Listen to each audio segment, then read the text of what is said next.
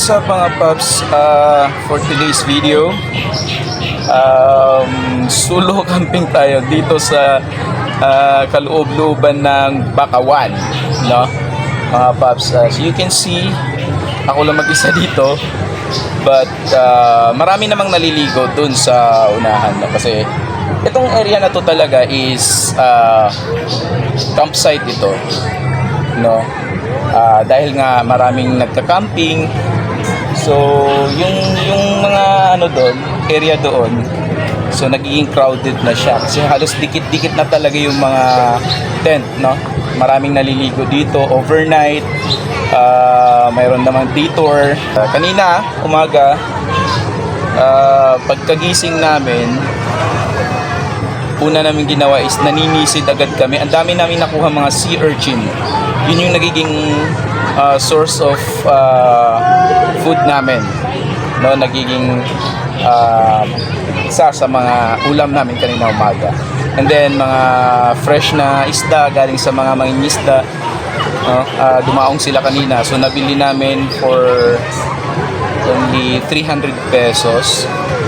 Sobrang dami, matambaka. So nakapaggawa kami ng kilawin, inihaw at sinabaw. Kung naririnig niyo yung huni ng ibon, yan, di ba? Napaka-relax, napakaganda, o di ba? Like, talagang malayo ka sa ingay ng syudad. So mag-enjoy dito sa ngayon kasi pagbalik natin bukas, busy na naman tayo. Marami na naman tayong mga gagawin. Kaya ngayon, enjoy na muna natin yung ating summer. Gusto lang nating i-share yung mga na-experience natin sa pagka-camping. Papasolo camping man yan or groupings. Marami kang matutuklas ang mga magagandang lugar dito sa atin sa Pilipinas. Napakagandang pwedeng mag-overnight camping. Mostly, ganun naman talaga ginagawa ng mga nagka-camping. Lalo na pagka moto-camping, ang sarap sa pakiramdam na nakakapunta ka sa iba't ibang lugar dito sa atin sa Pilipinas.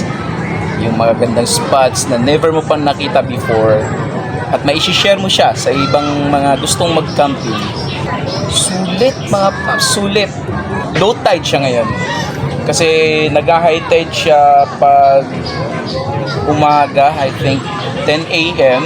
tapos naglo-low tide na naman siya. Na-share ko lang sa inyo yung experience ko for today dito sa aming camping. Nag-overnight camping kami. So wala lang akong time kagabi na magkapag-video. And then pagka umaga naman, wala rin akong time na kumuha ng mga video sa mga area kasi nga super crowded talaga doon sa